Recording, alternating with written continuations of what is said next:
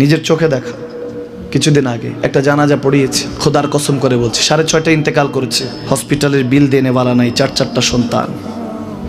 অ্যাম্বুলেন্সে ঘরে ঘরে আসবে, 1000-1200 টাকার বিল দেনেওয়ালা নাই। কি বুঝলেন? ক্ষণস্থায়ী দুনিয়া। মুমিনের কম থাকলেও আমি বলি, কেউ যদি এসে বলে হুজুর একটু দোয়া করেন, খুব পেরেশানিতে আছি, আমি তার হাত চুমু খেয়ে বলি তোমাকে মোবারকবাদ, আল্লাহ তোমাকে ভালোবাসে।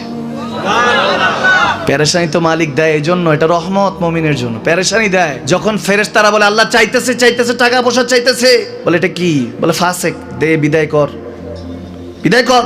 তার চাওয়া আছে, বিরক্ত লাগে, বিদায় কর, কি লাগে দে। আল্লাহ 10 কোটি দিয়েছে, 100 কোটি দে, বিদায় কর। মুমিন যখন চাইতে থাকে আল্লাহ আমাকে কিছু লাগবে, যখন একটু করে চায় আমার মাটাকে সুস্থ করে দাও, বাবাটাকে আল্লাহ আমার স্ত্রীকে, আমার আমাকে একটু তৌফিক দাও, চাইতে থাকে মুমিন। আল্লাহ বলে যখন ফেরেশতারা দেখে মুমিন চাচ্ছে, দেরি করতে পারে না, তাড়াতাড়ি খাজানা নিয়ে দিতে নেবে, আল্লাহ বলে রাখোস না, এত তাড়াহুড়া কিসে?